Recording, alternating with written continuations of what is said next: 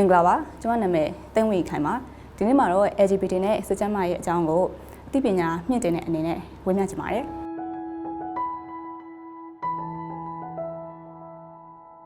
ယနေ့ကမ္ဘာတဝန်းမှာ2020ရာနေ2024အတွင်းလေ့လာတွေ့ရှိချက်တွေအရ LGBT တွေဟာတခြားသူတွေထက်စစ်ကျမ်းမာရေးဆိုင်ရာပြဿနာတွေကိုနှစ်ဆကျော်အထိပုံမူပြီးတော့ကြုံတွေ့ရနိုင်ပါတယ်ဒီလိုကြုံတွေ့ရတာဟာသူတို့ LGBT ဖြစ်ခြင်းကြောင့်မဟုတ်ပါဘူးခွဲခြားဆက်ဆံမှုအနိုင်ကျင့်မှုလက်ခံမှုတွေကြောင့်သာဖြစ်ပါတယ်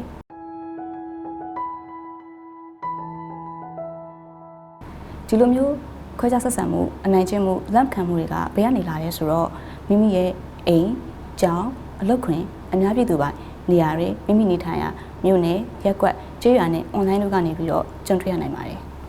တချို့မိဘတွေကသူတို့သားသမီးတွေရဲ့ဖြစ်တည်မှုကိုပြောင်းလဲဖို့အတွက်မသင့်တော်တဲ့ပြင်းထန်တဲ့နည်းလမ်းတွေကိုအသုံးပြုတာမျိုးတွေ့ရပါတယ်။ဥပမာအနေနဲ့ကြိုးတုပ်ပြီးတော့ရိုက်တာမျိုးမခေါ်မပြောလစ်လျူရှူတာမျိုးလိုအပ်ချက်တွေကိုမဖြည့်ဆည်းပေးတာမျို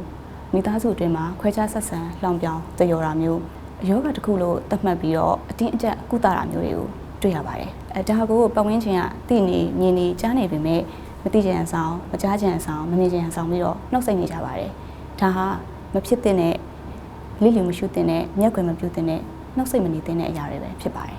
။စာသင်ကျောင်းတွေမှာဆိုရင်လည်းကျောင်းသားချင်းချင်း LGBT ဖြစ်တည်မှုပြုမှုပြောဆိုပုံဝိစားစင်ရင်ပုံတွေကိုလူမှုရေးအရခွဲခြားဆက်ဆံဖယ်ကျင်တာနှောက်အဖြစ်လှောင်ပြောင်တယောတာပြန်ဖန်ရခါမှာကိုထိလက်ရောက်ကျူးလွန်တာမျိုးတွေကိုကြုံတွေ့ရတတ်ပါတယ်။ဒီလိုမျိုးဖြစ်လာပြီဆိုရင်ဆရာဆရာမများနဲ့ကျောင်းဘက်ကနေပြီးတော့မျက်နှာသူ LGBT အပေါ်မှာအကာအကွယ်ပေးမှုရပ်တည်ပေးမှုအလွန်နှဲပါသလိုကျူးလွန်သူအပေါ်မှာလည်းထိထိရောက်ရောက်အရေးယူမှုအလွန်တရာမှနှဲပါတာကိုတွေ့ရပါတယ်။တချို့သောအခြေအနေမှာဆိုရင်ဆရာဆရာမများကိုယ်တိုင်ကပါ LGBT ကျောင်းသားတွေအပေါ်မှာဥဆောင်လောင်ပြောင်းတရောခွဲခြားဆက်ဆံတာမျိုးတွေလည်းတွေ့ရပါတယ်။အလုပ်ခွင်မှာဆိုရင်လည်းတန်းတူမဆက်ဆံတာနေရာမပေးတာဖယ်ကျဉ်ထားတာ LGBT ဖြစ်တည်မှုကိုအရင်တည်ပြီးတော့ခွဲခြားဆက်ဆံတာလောင်ပြောင်းတရောတာအလုပ်အတွက်အရေးချင်းပြည့်မိပါလျက်နဲ့ LGBT ဖြစ်တည်မှုကြောင့်အလုံးမခံတာယာရုတိုးလာစာတိုးသူများတွေထက်နောက်ကျတာမျိုးတွေလည်းကြုံတွေ့နေရပါတယ်။ online လူမှုကွန်ရက် social media မှာဆိုရင်လည်း LGBT တွေရဲ့ဖြစ်တည်မှုဝိစားစင်ရင်ပုံအလောက်ကိုင်းအတမဝမ်းကြောင်းနဲ့လူတဦးတယောက်ရဲ့ရွေးချယ်မှုဆုံးဖြတ်ချက်တို့ကိုဝေဖန်အပြစ်တင်ခဲ့ရနေရတွေကိုလည်းတွေ့ရပါတယ်။စီအောင်စည်းကမ်းတချို့မှာလည်း LGBT တွေကိုပေါ်ပေါ်ပြပြမထင်မဲ့မြင်ဆက်ဆံမှုတွေကြောင့် LGBT များဟာစီအောင်စည်းကမ်းတွေကိုမတွားကျင်တော့တာမျိုးကျန်းမာရေးဝန်ဆောင်မှုတွေမယူကျင်တော့တာမျိုးတွေအထိရှိလာပါတယ်။ကျွန်မအရှိမပြောသွားတဲ့အခြေအနေတချို့ကြောင့်ရင်LGBT တချို့ရဲ့သူတို့ရခင်ကကြုံတွေ့ခဲ့ရတဲ့အခြေအနေတွေရဲ့ယခုကြုံတွေ့နေရတဲ့အခြေအနေတွေကမနှစ်မြို့တာကြောင့်သူတို့ကိုယ်တိုင်ကတီးတီးတန်းတန်းခွဲထွက်ပေးနေတာ self isolation လုပ်လာတာပတ်ဝန်းကျင်ရဲ့ဖိနှိပ်မှုတွေကြောင့်ကိုယ်တိုင်ကကိုယ်ပြန်ပြီးတော့ကန့်သတ်လိုက်တာ self limitation ကြောင့်အခွင့်အလမ်းအသစ်တွေကိုလက်မလှမ်းနိုင်တော့တာမျိုးတွေအထိရှိနိုင်ပါတယ်မိသားစုရဲ့ဆွန့်ပစ်ခြင်းနဲ့ social discrimination ပတ်ဝန်းကျင်ရဲ့ခွဲခြားဆက်ဆံမှုဖယ်ကျဉ်မှုဖိနှိပ်မှုတွေကြောင့်မိမိကိုယ်ကိုယုံကြည်မှုညှို့နှင်းလာတာစိတ်ဖိစီးမှုများလာတာအလွန်အမင်းစိုးရိမ်ပူပန်လာတာညဘက်တွေမှာအလွယ်တကူအိတ်မပြောတာမျိုးပညာရေးနဲ့လုပ်ငန်းခွင်တိုးတက်ရေးမှာအခက်အခဲနှောက်ယှက်မှုတွေဖြစ်တာမျိုးလောက်ကန်အခွင့်အလမ်းတွေပါခြင်းလစာတွေပါခြင်းတို့တွေဖြစ်ပေါ်လာနိုင်ပါတယ်ဒီအခြေအနေတွေကိုရှော့ချဖို့အတွက်မြန်မာနိုင်ငံမှာရှိတဲ့မိဘတွေဆရာဆရာမတွေအပါအဝင်လူတိုင်းက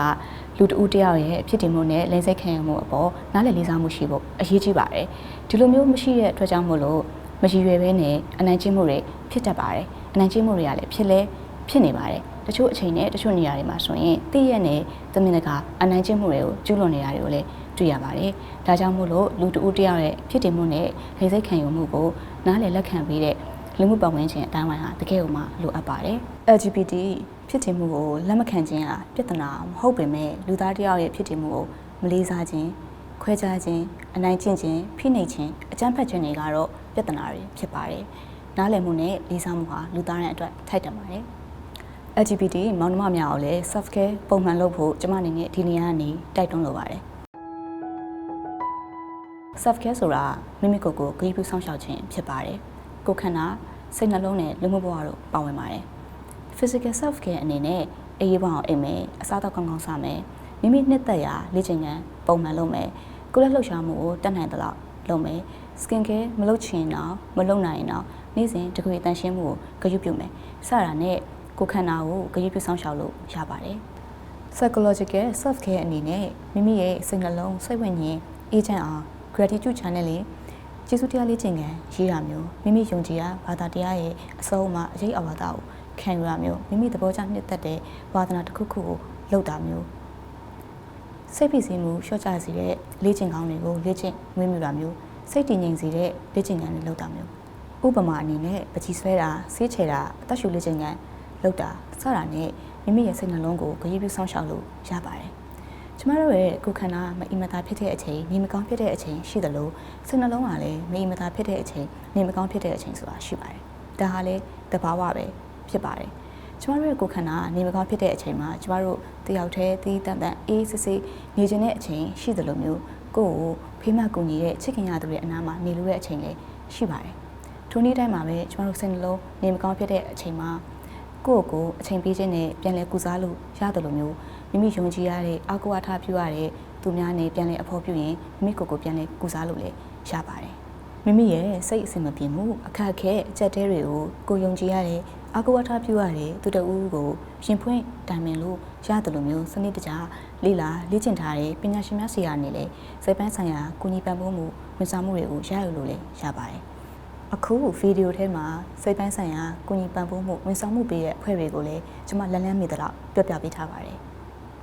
social self care အနေနဲ့မိမိကိုနားလည်ပေးတဲ့သူတွေနဲ့ဆက်သွယ်နေဖို့ချိတ်ဆက်နေဖို့ပဲဖြစ်ပါတယ်။တနည်းပြောရမယ်ဆိုရင်မိသားစုမိတ်ဆွေချစ်ခင်ရသူတွေနဲ့အချင်းအတူတူအကုန်ဆုံးရင်ခွန်အားပြန်လည်ရရတာပဲဖြစ်ပါတယ်။ဥပမာအနေနဲ့မိမိဝါသနာပါတဲ့စာပေနုပညာအားကစားအဖွဲ့ဝင်တာမျိုးဘာသာရေးအရလူမှုရေးအရာပရဟိတအတူတူလုပ်တာမျိုးမိမိလေ့လာသင်ယူလို့တဲ့ပညာရပ်တွေသင်တန်းတွေကိုစိတ်တူကိုယ်တူမိတ်ဆွေတွေနဲ့အတူတူတက်ရောက်လေ့လာတာမျိုးစတာနဲ့လူမှုဘဝကိုဂရုပြုစောင့်ရှောက်လို့ရပါတယ်။အခုဆိုရင်အပြင်လက်တွေ့မှာလည်းမကပဲ online ကနေပါရင်ပတ်ချင်းနေတဲ့မိဟောင်းမိတ်တွေနဲ့ချိတ်ဆက်လို့ရနေပြီဖြစ်ပါတယ်။မိမိရဲ့တကူရေးဖွံ့ဖြိုးတိုးတက်မှုအတွက်လုပ်ရင်မိတ်ဆွေသစ်တွေနဲ့ချိတ်ဆက်ဖို့အတွက်အခွင့်အရေးအသစ်တွေယူဆောင်လာပေးမဲ့အဖွဲ့တချို့ကိုလည်း LGBT များအတွက်ကျွန်မလက်လန်းမိသလောက်ပြောပြလိုက်ရပါတယ်။ဒီကုန်းချုပ်ရမယ်ဆိုရင်တော့စိတ်ကျန်းမာရေးဟာလူသားတိုင်းအတွက်အရေးကြီးပါတယ်။လေးစားမှုနဲ့လုံခြုံမှုဟာလူသားတိုင်းရရှိရမယ်ရရှိတဲ့အခြေခံခွင့်ရတစ်ခုလည်းဖြစ်ပါတယ်ကျေးဇူးတင်ပါတယ်